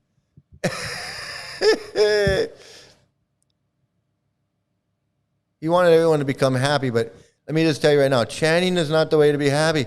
Nobody in this cult is happy, and they will all tell you, all of us will tell you, it's not happy, and there's no happiness in there.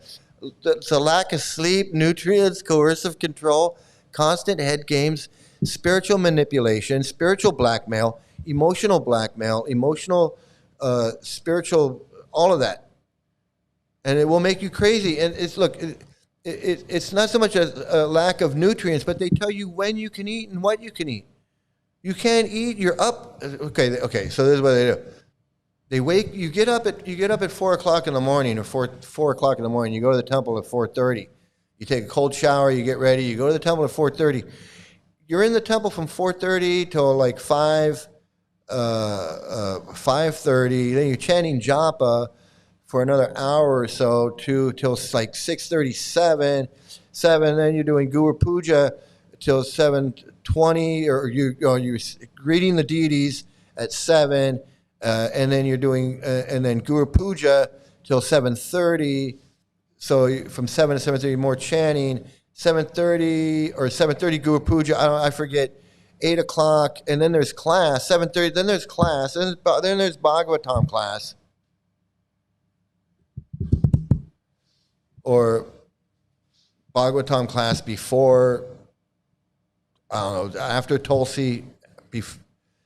After I don't even remember now. After Guru Puja, there's Bhagavatam class. So you've been up from 4. So up from 4, you haven't eaten. From 4 o'clock until 8:30, you haven't eaten. That's 4.5 hours without food. So you're pretty hungry by the time 8:30 runs around.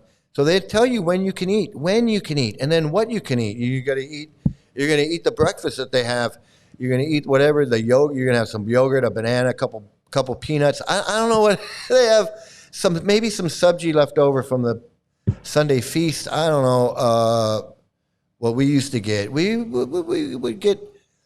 get a couple pakoras, some rice, a banana, and some nuts or something. I don't know. It wasn't a lot. It wasn't a whole lot. Some sweet rice, maybe. I don't know. It was because I would go over and I would eat in the ashram. So then you go out and you work, and then you don't eat. Then you eat lunch. You don't even eat lunch. You come back and you eat in the ashram later in the afternoon. They tell you when you can eat, what you can eat, when you can eat, what you can wear, how to wear your hair. No hair. What to wear, the kind of underwear. Strangely, I had more than a handful of brahmacharis trying to flirt and date me, even though they were supposed to be celibate. Well, living in the temple full time, and they're abusive towards women folk. Were they wearing orange or were they wearing white? Because if they're wearing white, then they're allowed to abuse you. They can be abusive if they're being white because they think that that's flirting, is telling a woman that she's stupid and she has small brain. To them, that's flirting because they don't know how to flirt. So they're like, hey, a stupid woman with a small brain.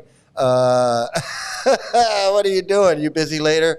Maybe I can insult you some more. I don't know. Are you that dumb? Do you not know? I'm trying to abuse you. You stupid woman with a small brain. That's their pickup line. Prabhupada had a jet pay, he floated. I heard so many stories about how Prabhupada did this, Prabhupada did that. The best story I heard was from Yashodananda, who told me that Prabhupada picked up a paperweight and chucked it at him and almost hit him in the head with a paperweight because he was so mad. I believe that one. That story, I believe.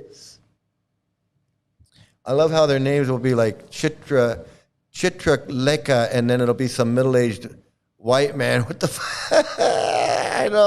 I know. Well, they put the Das at the end.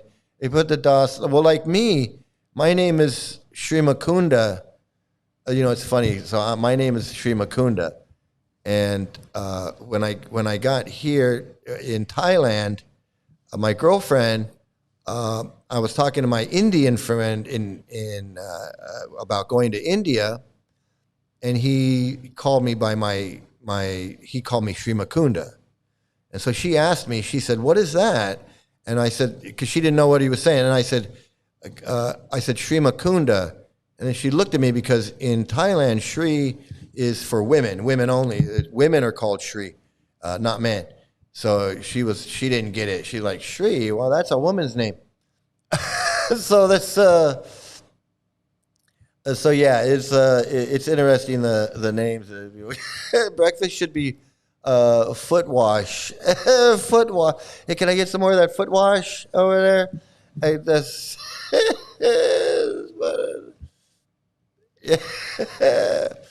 Hey, yeah. Hey, give me a like, share, and subscribe while you got it. Hey, Queen of Karma, thanks for coming here. I got to go on live with you and talk about this cult.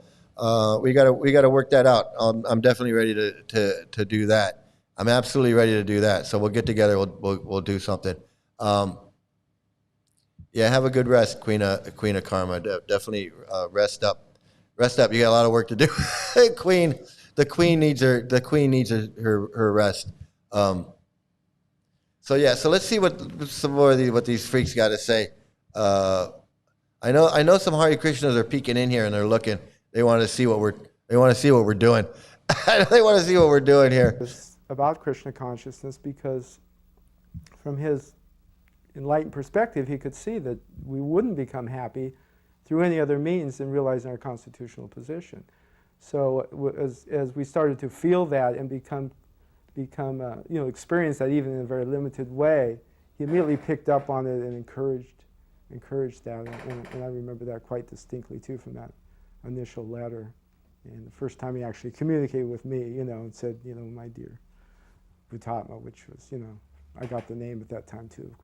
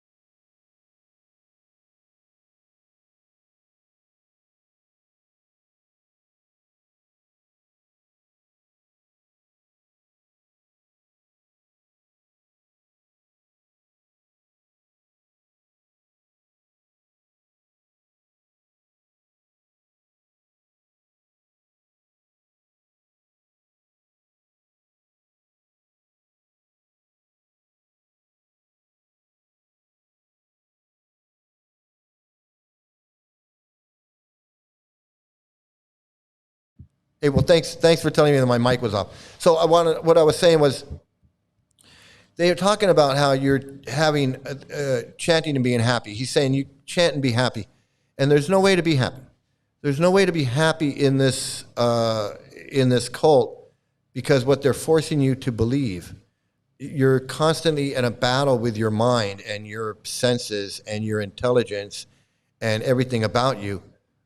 You're in a constant battle against these doubts and these questions that you have. You can't have questions. You can't show any material desires or any material flaws in your questions. You can't. I know you couldn't hear me, so I started over. So you're in a constant battle to keep these thoughts and these doubts and these ideas in the back of your mind. They're always there. It's not humanly possible to just not have these doubts unless you were born in it and it's part of your culture. You're raised in it, and you've been believing it since you were before you can even remember believing about it. Then it's easier to not have these doubts. But if you're just picking up a book for the first time and you're like, wait a minute, you're gonna tell me that there's a demon head eating the moon, or these stories about Krishna are real, and you're gonna have doubts about that. And just like Prabhupada was saying, just like he said in that conversation, if you're having doubts, just go. Just go away. So there is no reconciliation. There's no reconciliation between the conflict in your mind. Like these things can't be possible. These things can't be possible. A bird cannot fly between planets. It's not possible. It's not possible. There's no bird that can fly to Mars. It's just not possible. And there's nothing no one can say. These guys can't explain it. These guys can't explain it. Prabhupada can't explain it. Prabhupada could not explain it. Prabhupada said, don't ask why. So you have to deal with that. You have to deal with the fact that you can't ask and you're never going to get an explanation. That's what I was saying. You're never going to get an answer to how does the demon head eat the moon? Leonardo, what is my background? What is my background? Why do you want to know my background? I'm not asking you your background. You want to pigeonhole me into something that has nothing to do with what I'm talking about. Let's stay focused on what I'm talking about, Leonardo. Talking about this pedophile cult and how they brainwash people. It has nothing to do with my background. My background has nothing to do with what I'm talking about.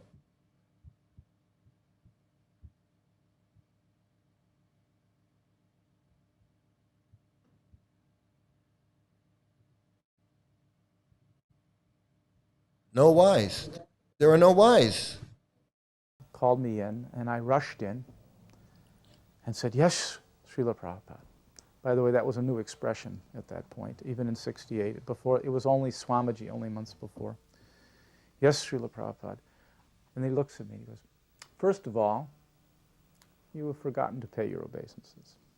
So I go like this, because I had rushed in, right out of the sleeping bag, hit the floor, and then I hear this chuckling going on. Srila Prabhupada's kind of low chuckle. And he says, that's all right. It's all just for practice.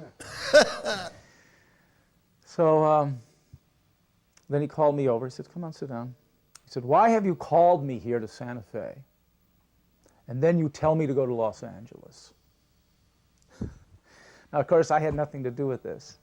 I was barely 18, in the movement for 2 months. So here's another one. Here's another one. Here's another one. 2. Another one. 18 years old, gets sucked into this cult. He gets sucked into this cult, and then he's in it for life. He's in it for life. He's 17. He's like, I was 18 for 2 months.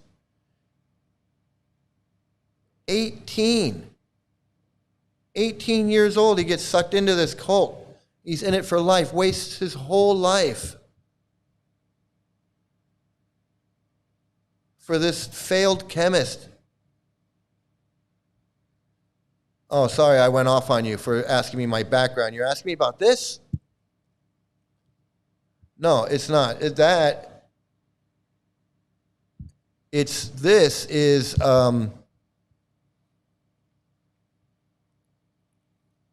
Deoprayag. This is Deoprayag, where the Bhagirati River and the Alakanan River come together. That's where this is. So I took a trip there, and I took this picture, and it's pretty nice. I like it. I like it. That's the bridge. Over here is the bridge where you cross to get to the village. Yeah, I misunderstood. I don't understand why you would be asking me about a background when I was talking. I was in the middle of a rant. I was in the middle of a really good rant, and you interrupted my rant to ask me about a background. And I'm like, why would you interrupt my rant? To get a good rant out of me takes, once I get going, I'm like a train coming out of the station. It's like, And then once I get moving, I can't have somebody slam on the brakes asking me questions in the middle of a rant. It distracts. First of all, I see the thing pop up, and I'm like, what is this? I'm in the middle of a rant, and now I don't even remember what I was ranting about. I don't even remember, but it's all right. I'm not upset. I was in the middle of a rant, man, and I don't. I'm like Lewis Black, man. You can't interrupt me. You can't interrupt me when I'm going, man. I'm like, I got one thought, and one thought at a time. One time at a time. Yeah, Deoprayag. You ever been there, Raphael? You ever been there? It was kind of scary, actually. I felt like I was going into Compton or something. It's kind of sketchy a little bit. It was a little sketchy. It was like the bad part of town. It was like I didn't want to be there after dark, is what I'm saying. It was rough. All right, it was rough. It was downright rough. Okay, so I thought this might be good.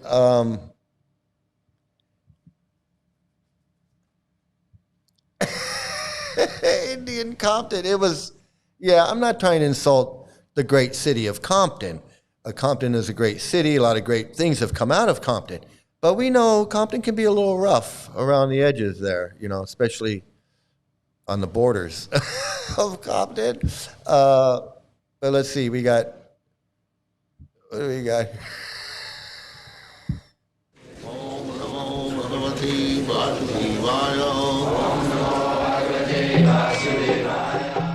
Vandeham Sri Guru Sri Juta Padakamalang.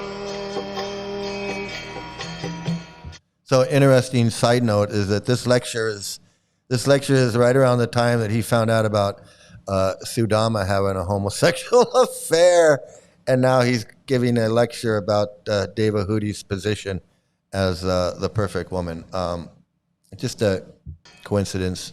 So this princess, means daughter of Manu, she began to serve for the Muni. And in the yoga ashram, it was a cottage, and there was no good food, no maid servant, nothing of this sort. So became gradually very lean and thin. And she was very beautiful, king's daughter. So Kadumani thought that her father gave me, and she is becoming deteriorated in her health, in her beauty. So as husband, I have got to do something for her. So by yoga, power, he constructed a big city aeroplane. All right, let's stop right there. Okay, so with his mind, he constructed a big city airplane with his mind. So there you go. I mean, we have to go any farther. I mean, that's enough. That's enough right there. Yeah, I can't listen to this stuff either, because I worked at ITV, and I heard that opening, this part, this part is what gets me. Okay, this is the part that gets me. This.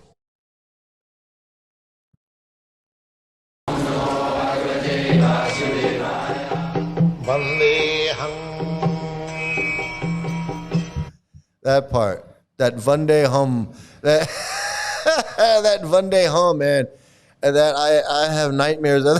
I have my nightmares of that Vande Hum. I don't ever want to hear. I don't ever want to hear that ever again. I don't ever want to hear that ever again. It is. But when I worked at ITV, and I was subtitling the Prabhupada lectures, and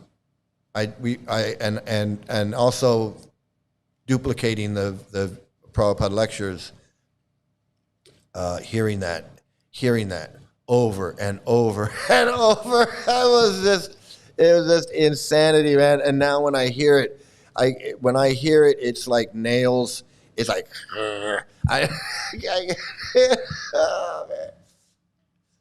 So yeah, I know exactly what you're talking about. It's like, woo-hoo-hoo.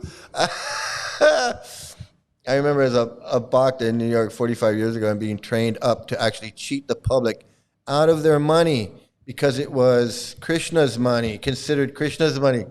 And I came from a good, honest Christian ethos. Can you imagine that? Can you imagine that? You come from a good Christian household where you're taught. You come from a good Christian household like me. I was raised Catholic. Where honesty. My mom was so much into the truthfulness, honesty, never telling a lie. That was so important to my mother, just being honest and not lying. Although she was a mom, so she's going to tell me stuff. She did her share of little white lies. But the big stuff was the big. You don't lie about the big stuff. The little stuff. But honesty and truthfulness, it was so important. And then to get into Hare Krishna, where everything is by hook or by crook. You can tell him anything to sell a book. Tell him this, tell him that. Do this, do that. Shortchange, do that. And then when I was hearing about that stuff, I couldn't believe it. And I talked to so many old time devotees who were kind of proud of what they were doing. They were proud of that. It's like you said, it's Krishna's money.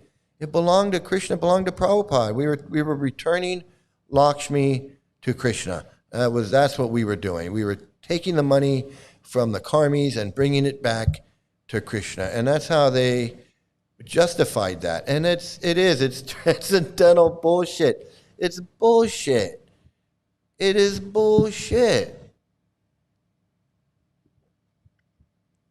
I was only there for 2 weeks and getting chewed out and scolded for not being back a lot. They would search me when I got back like I was holding back money for my escape. I never heard of that. That's interesting. How long ago was that? What did you say, Monkey Boy? How long ago was that? 45 years ago. So that was like 1980, 81. 1980, 81. That's that's amazing. But I mean, I'm not surprised because I know that's what they were doing. That's what they were doing. That's what they were doing. You were doing it. You were in New York, so you were like doing it for I don't even remember who you for like Mukunda or Satsvarup or Tamal, not Tamal. I can't even imagine. But yeah, Deo Prayag, Rafal,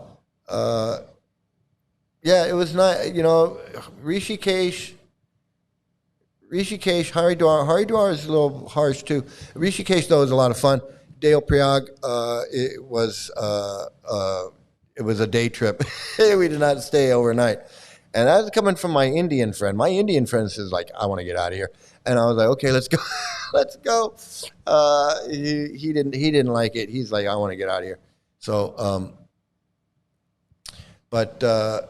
yeah, I can't handle the Prabhupada too much. I wanted to watch some Prabhupada, and I just, I really.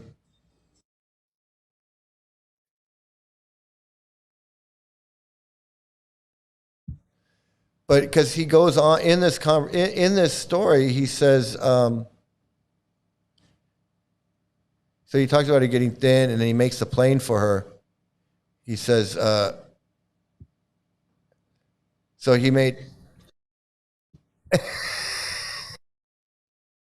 So this airplane was like a city, and there was a palaces, and the whole thing was floating in the sky, and he made her see all the different planets. In this way, that is stated in the 4th chapter. You can read it. So as a yogi, he satisfied her in every respect. Then she wanted children. So Kardamuni begot in her 9 daughters and 1 son. So he says, I'm going to stop it there. She wanted children, and he said, okay. And then he says, I'll give you the children, but I'm going to leave you. And that's, because that's how it is. That's how it is, That's how it is for women. You get used, abused, and then you're screwed. You're just held up to, left out to dry. You're just left out to dry. Yeah, kiwi rice, the good rice, and hot lips. Absolutely. And 1979. 79, yeah, those were, man, you were right. You were right in the thick of it, man. You were right in the thick of it. Every book you sold brings you closer to Goloka Vrindavan. It's freaking nuts. It's crazy, man. It's Sat Swarup Guru foot juice. Foot juice, man. These guys, foot wash. Drink my foot water. Drink my foot water so you can go back to Godhead. We want you to go. I'm doing this for you, man. This is for your benefit. And not my benefit. I don't have to drink anybody's foot water. But you want to go back to Godhead, you got to drink my foot water. You drink my foot water. It's okay. I've had enough. But you can drink my stinky-ass foot water. I burned those books. I know, man. Man.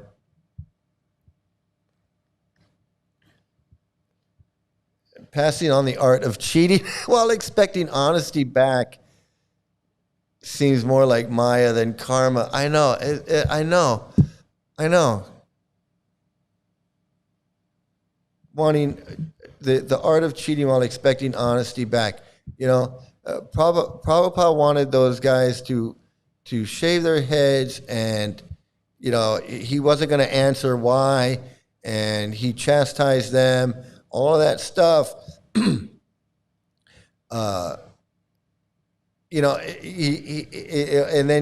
he's giving them a bunch of bullshit. He's like, I'm not telling you why. You can wash my feet, but I'm not telling you why. I'm not telling you how. I'm not answering your questions. But you got to shave your head. Shave your head and I'll answer your question. On second thought, I'm not gonna answer your question even if you do shave your head. Even if you do shave your head, I'm not answering your questions. You don't get to ask why. I like the part where he's like, "Who are you?" He's like, "I'm doing what I'm doing. What the hell are you doing? Who are you?" I gotta play that. I'm gonna actually play the recording because there's a recording of that conversation. I'm gonna actually play the recording. And Prabhupada says, well, who are you? He says, well, what are you doing? He says, well, what are you doing? And Prabhupada says, well, I'm doing what I'm doing. What are you doing? That's got to be the greatest conversation. That's got to be the greatest conversation in ISKCON history. What are you doing? I'm doing what I know. We'll put them up. It is so funny. It is so funny to me now that I'm out. When I was in, I looked at that conversation a little differently. I was like, and even when I was leaving, I looked at that conversation like, see, I'm out of here too.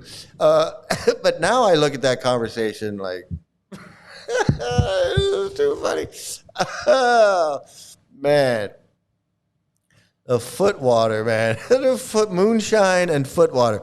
That's gonna be if I had a brand of whiskey, it would be Guru's foot water. It'd be Guru's foot water. It'd be like Fireball. It'd be like Fireball. Oh man. It'd be my own brand of like Ciroc. It'd be like Guru foot water. The foot water, man, I tell you. So hey, I think we did enough videos for today. I really do want to here, I'm gonna just play a little bit of this. I think we can actually hear a little bit of this conversation. I have it right here. You are given the question of Sadarcha or business side. So it is very dangerous for them. But we have also maintained the Vaishnava Sadachara. That's why we do that, but they do not see whether but at the same time, when we were maintaining that, we had the same problems, is that when we presented sociological applications of the philosophy, for instance, to arrange marriages in a reasonable way, that the women not be sent out in Sankirtan to prostitute themselves to sell books, but be trained. I love that he just says, hey, we said we wanted them to go out and not be sent out to prostitute themselves to sell books, we wanted them to be trained up like that. The problem is just sitting there. and he sounds more confrontational than I thought he was going to sound. I didn't think he was going to sound as confrontational as he sounds. To be wives, or that the brahmacharis in the temple, someone would sit and talk with them and see how many of them will want to be married and try and arrange some type of training for them, knowing that most of them are going to become married, rather than just have no training and one day find oneself married out on the street with no occupation, no training. You are not trained. You are sometimes becoming astrologer, sometimes this, sometimes that. Oh man. I don't know. I like the back and forth between these guys and Prabhupada. Sometimes I'm with Prabhupada. Sometimes I'm with these guys. I mean, I'm mostly with these guys, but sometimes, I got to admit, Prabhupada's the guru. So I got to admit, Prabhupada's the guru. So I'm kind of like on Prabhupada's side sometimes. Like, well, who the fuck are you? Like who are you to challenge me? I'm the guru. I mean, I know Prabhupada's a piece of shit, but still, you got two pieces of shit arguing, you gotta, what can you do? I don't know. What are you saying, monkey boy? What are you saying? I left after 3 weeks. There was a civil war between East Coast and West Coast. Yeah, it's like the East Coast West Coast rap war of the 90s. Plus fractured administrative crazy shit amongst the presidents and gurus. I went for peace and found ugliness. Yeah, exactly. And I got to admit, I did too.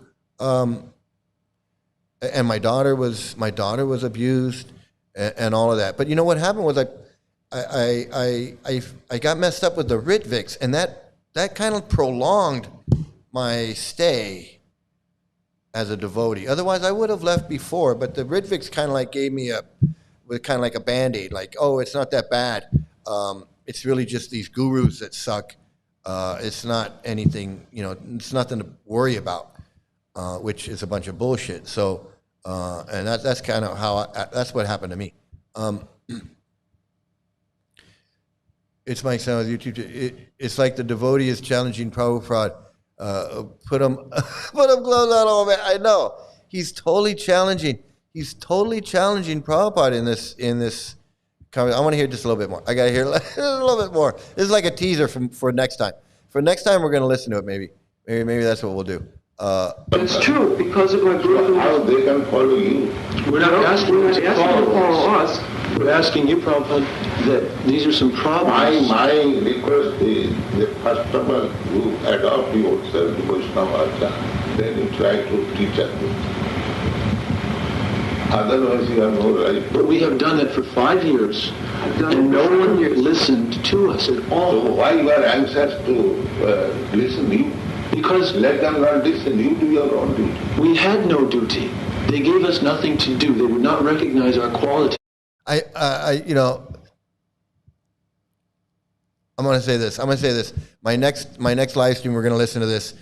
Maybe tomorrow. We're going to listen to the whole thing because I want to hear it, and I want to have it on video, the recording of it on video. So I'll always have it. So we're going to do that. So this is a little trailer. This is a little trailer for next time. Check your TV guide to see when the next one's coming up, because I'm definitely going to do that. We're going to listen to this. I'm going to comment not only what they say, but how they like put up your dukes, old man. Like, yeah, it sounds really interesting. So we're going to do that. So everybody, I want to thank everybody for, boy, the time just flies when you're having fun. It's been 2 hours already. So I want to thank everybody. I want to thank everybody for joining me today. It's been a lot of fun. Everybody, Oliana and Monkey Boy and Liam and Fake Human and Rafael with the videos. I want to get some more of your videos. Rafael has sent so many videos in. I can't get it to him all the time, but I am going to get to him, and we're going to listen to this. We're going to listen to this conversation, and Fake Human and everybody and Howard Johnson and Leonardo. Sorry, I went off on you, Leonardo. You made me lose my train of thought. But that's okay. It wasn't, my train of thought is not important. And then who else is here? Queen of Karma, of course. Thanks her for coming by. Is that it? And Ariana, I missed Ariana with the flew over the cuckoo's nest. Yeah, I know, it is crazy. It is insanity. So everybody, thanks for joining in. I want to say thanks to everybody personally, but I don't have the entire list of everybody that was here today. But thanks for joining in. Join me on my next one. Definitely join me on my next one, because we're going to listen to this conversation. It's not enough to read it. We got to hear what's going on in this conversation. So tell a friend that we're going to have this, and you can like, share, and subscribe. And put the word out that we are going to, we're going to listen to the conversation. Yeah, like Fake Human, no whys. Don't ask why. You cannot ask why. You're not authorized to ask why. And Rafael, thank you. Thanks for joining in, man. It's always good to have my producer here, Vande Hum. Vande Hum, yeah. Vande Hum. Yeah. So thanks everybody. Thanks again. Have a great day, great night, great morning, great afternoon, wherever you are. Have some great luck, and please stay out of a cult. And of course, it wouldn't be called Krishna Cult Watch without that great closing credits with starring me, Sri Mukunda, right here. So thanks everybody, and like, share, and subscribe, everybody. Thanks.